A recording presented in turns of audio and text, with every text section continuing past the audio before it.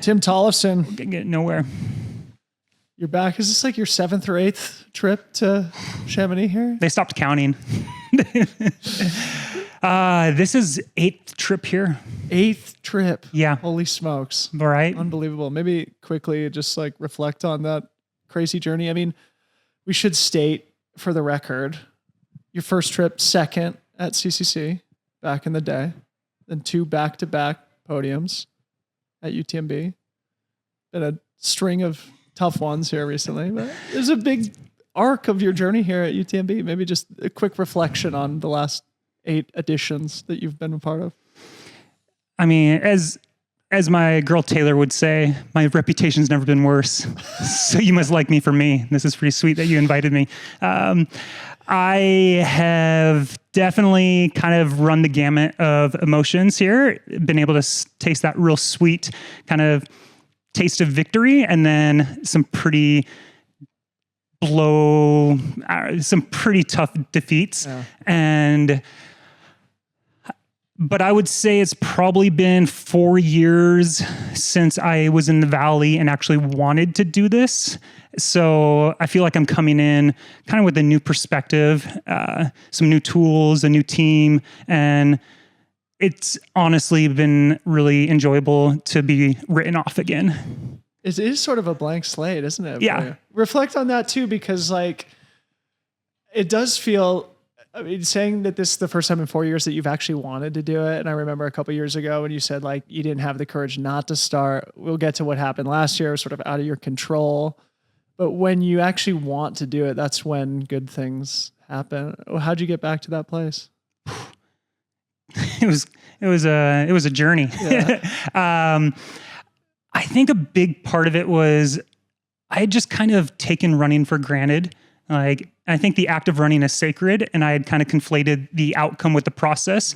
And over the last 18 months, I've re-fallen in love with running. And it's given me just really a new kind of outlook of why I'm in the sport. And a lot of it has been sharing in other people's success and just spending time with them. And it's allowed me to get out of my own head. And I think when I do drop into my body, like I'm capable of probably as good of things, maybe better than what I've done in the past, but I am actually present for it, which is pretty enjoyable. Yeah.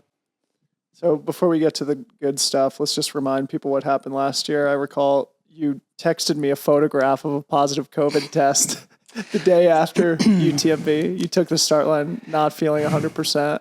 Remind people what happened there. Yeah, after, what would that have been, 2.5 years of the pandemic, I had not contracted COVID, and a bunch of our housemates at the time were sick, and they'd come from Sears and all, and I thought, well, it's just cold, but turns out it was COVID, and kind of peaked right on race evening, where I remember Katie passed me just after Les Houches, and she was just like, she looked like she was walking, and my heart rate was through the roof. And, you know, an hour into the race, I'm like, something's not right. Like, and I knew she was going to have a good day, but I was like, this shouldn't be happening. This is not a good place for me. So yeah, I got COVID, and that was unfortunate because I was closer to feeling like I wanted to be there last year, but I was still coming off of Western States, and I've realized for myself, I can't do both in 1 year. I have to choose one or the other. And last year was all about states. So I felt like I picked up the pieces to have a good UTMB, but I still wasn't really in it. Yeah. Yeah. You've been here for about a month, it seems like. Yeah. How's that been? Man, it's been fantastic. I've never been here this early. Yeah. And I think that's it's just kind of a testament to what we're building, like with our new team. Yeah. Where Talk about that. Yeah. David, Eda, and myself from Craft have just been in a chalet for the entire month, and spending time with good people out on these trails has been next level. Awesome. I've always been someone that doesn't like to train with people, but I've realized the benefit of spending time with like good people and how fulfilling it can be. And these 5-6 hour runs can just click by, and it's really just been awesome. Awesome. We've talked about it with both Eda and David. They've both preceded you on that couch here in the last couple of days. So maybe anything else you want to say that the audience might find interesting, things that you guys have been talking about or things you've observed in them that you're sort of picking up and maybe adopting for your own strategy? what I really enjoy about them is I feel like we're the old guard. Like when it was our house before MK rolled in, which I love MK, she's got a lot of energy, but it's like, we felt like the elder statesmen, or like we're all in bed by 7 and, you know, like waking up and rolling out in the morning because we're all stiff and our joints are popping. But then like, I just feel like we all get each other because we're at a similar phase of our careers where we've all experienced some pretty good, you know, highs, had some defeating lows. But we all bring a little different kind of perspective to this event. And being around Eda especially, she is just a workhorse. Like, she won Ultra Vossen 2 weeks ago. Yeah. And 3 days before the race, she's like, I'm just going to go for a little like shakeout. And in David and my eye, a shakeout is a 5-mile river run. And we look at Strava and she like went up to Brabant and it's like, that was your shakeout? Vertical mile. Yeah. Come on. But she's just been a good reminder that like we're capable of taking so much even as we get older. And I am inspired by what she continues to do in her early 40s. And she's just a crusher. It was so funny. When we pulled into town on Monday, it was pouring rain. And the first person we saw was Eda going out for a run in the rain. And I said, somehow it came up that Eda's in her early 40s now. And I told Harmony, and Harmony's like, she's in her 40s? Like, oh my gosh, she's like just such a superstar, super pro, and also has been through the highs and lows that we've been talking about here. David too, I mean, this is maybe something that would be fun to talk about too. You two are easily the top performing men of our generation on the American side. You also having a podium at CCC. I mean, do you guys sort of commiserate about that? And especially because you have both had the highs and the lows. Like, do you guys commiserate about what it might take to get back to the high point? We've chatted a little bit about it, but I'd say, yeah, it's more the what it's going to take back to get back. We've never really reflected on like the actual success of those events or those years, but we both firmly believe that our capacity is still there. It's just this sport is finicky, and unless you are those Courtneys or Francois, it seems the majority of us have to like roll with some pretty like rough punches. And he's had workouts and I've had workouts where they feel as good as 2015, 16, and 17, and mentally we're engaged and we're excited.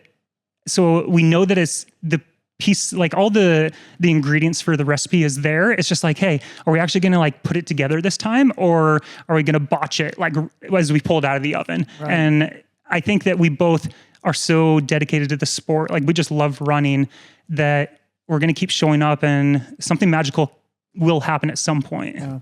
You keep showing up. Yeah. It's a wide open men's race this year.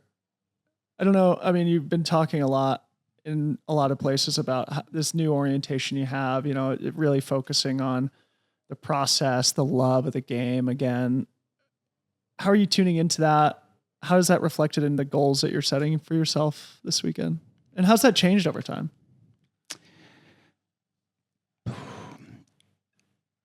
I'd say it's changed over time in that for many years, it was all about like validating myself as a person through the results. Mm-hmm. And I feel like now you ask me why I want to like still show up at UTMB. I wouldn't say it's necessarily that I want to get the best out of myself. It's, I still want to like earn that approval of people, mm-hmm. but I don't need it anymore. Yeah. Like, I have an axe to grind and I want to prove some people wrong, but it's not like if I don't deliver on that, I'm going to feel just as complete. And in the past, that wasn't the case. Yeah. Like if I didn't, silence the doubt or the haters, like then it would eat away at me. And I don't think that's there anymore. We talked, I don't know, maybe about a month ago, and you said that it's just really important that you finish this year. Say a few words about that. It's been a long time since I finished. I guess it was 2017 was the last time I finished. You and I ran I know. many hours together that day. It was a special memory for me. I'll be running for us both. Yes, you will. Yeah, forever. I think it's important because in a way, I'd like to close my chapter with UTMB. I don't know. Yeah, obviously winning would be amazing, but there's not much left out here for me, honestly. Like I've enjoyed my time here, spending the time with the team. I get excited looking at the younger generation, like talking with MK about OCC and I mean, talking with Craft, like we have a 4-year plan. We want to put someone on the top of the podium at UTMB, and I'd love it for it to be me, but if it isn't, if I'm part of that process for someone else, honestly, I'm going to be pretty stoked. Cool. So I feel like I'd like to go, maybe I have one more match to burn, and I haven't burnt a match in so long. Like I've just completely tossed the bed at Western States 2 years in a row. And so, it's been a long time since I actually felt like I fought to the end in an ultra. Yeah.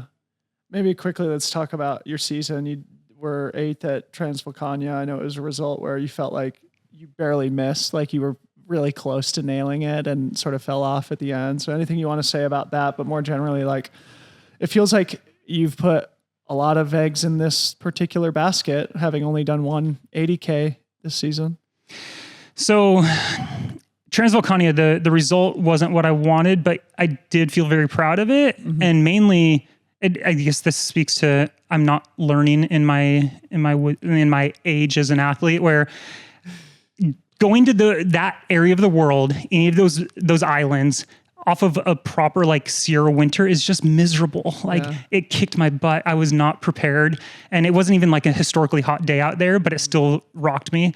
But I fought to the end, which I haven't done that in a long time. And I think it kind of showed me that, okay, you had good prep. You just your specificity wasn't right for that race, but you troubleshot, you got through to the end, and you never gave up. And those are the things that I've been missing more. And so I think that's been a big piece. And then what was your question? What was my question? I just started a sentence and I didn't know where I was going to land it. So I just kept talking.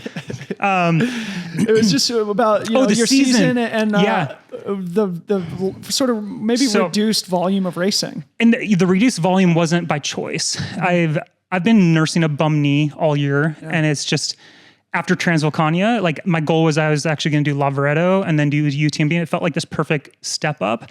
But my knee was really flared up after after Transylvania, and I kind of fought it through June and early July. I wanted to be there for my teammates and pace at States.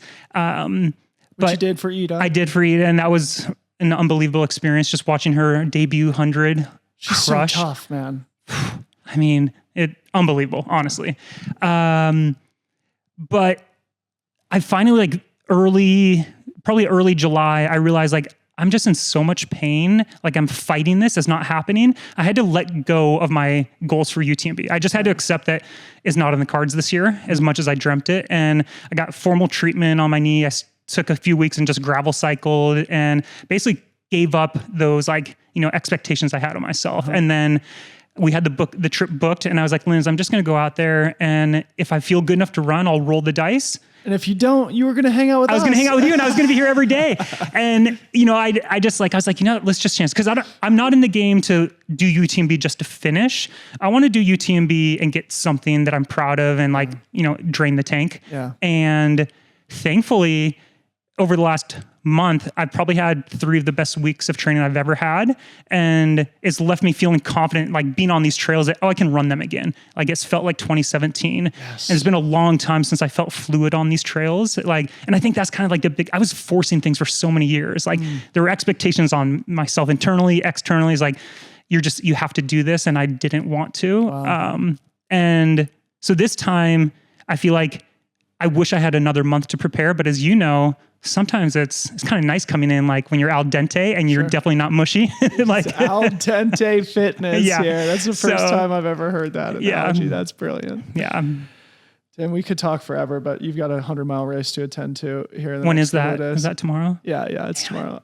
Just a couple brief things. I think it's important to mention that after this, probably one of the reasons why you are entering this new chapter and maybe why you have been able to reconnect with the love again is because you're building something really cool on the side too. And that's Mammoth Trail Fest. And we're going to be all there in person for you next month with you. And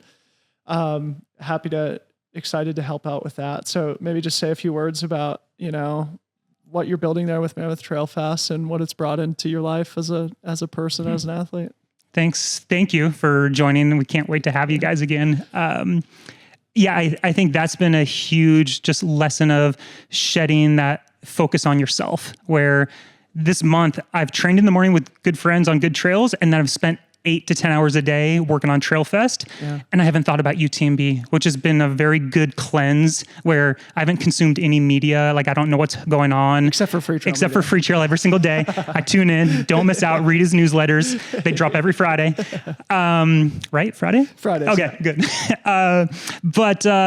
Yeah, it's just been a great kind of reminder of like when you commit yourself to community, how much more you get out of it. Yeah. Like, I mean, our boy Ryan, I was able to share some time with him and Kevin at Swiss Alps. Because we had Courtney and Kevin here, and we talked about the Happy Meal story. So maybe anything you want to add from the Swiss Alps, and of course Ryan's behind the camera right now too. That was fantastic. When I saw Ryan at like mile 30, that first aid station, like 38, I told her, I don't think he's going to finish. Like he looks terrible. Like, and, we're like, we got to get him a Happy Meal. And so sure enough, we went and picked up some Happy Meals, hiked him up a ridiculously steep grade to get to the aid station. We didn't even know we were in the right area. Yeah. We show up and they rolled in. We gave him Ryan had a hamburger. Kevin wanted the cheeseburger. He has a sensitive stomach, that boy. But it was awesome. And I think like on my schedule that day, I had a 20-mile workout and I texted Mario. I was like, I'm calling an audible. I'm going somewhere else. And he's like, I trust you. And it's like, instead of doing a workout for myself, I spent 8 hours on the trail with those guys, and it was way more rewarding than getting a workout. And there was that, part of me was like, are you throwing away your race? You're not getting your scheduled workout. But it's like, no, I think, take the artistic approach, a little less science, and enjoy yourself. Spiritual fitness is what that is. I think I banked some good spiritual fitness from those guys. And awesome. Final question for you, Tim. I've been asking everybody in the spirit of community and friendship and stuff is, who's going to be crewing for you on Friday? Why did you choose that person? And what has that person meant to you over time? So I'm going to have some of my craft team crew, but we're hoping we can convince Fernando to jump in because I wanted him in there. Speaking of spiritual fitness. So like Fernando and Linz is part of it, but we've realized in our relationship, she should not be my crew chief. It just works better without it. Like I want to have her support there, and she'll always support, but we just need to separate those two. It doesn't work for us. Yeah. And so Fernando's my go-to guy, and we're trying to work out like how he's going to get in and work it. But he helped me in 2017, I think in 2019, and maybe even 21 last year or 2 years ago. Yeah. He's just a wealth of knowledge. He's my boy. Yeah. You see his smile, and it just lifts you out of the darkness. No kidding. Well, Tim, thanks for making the effort to come over here, buddy. You're a fan favorite of many people, but especially the people sitting in this room. Thank you. We're going to be eagerly watching your race, and I hope it's as rewarding as it can possibly be for you. Thank you, man. Good luck, buddy. Thanks.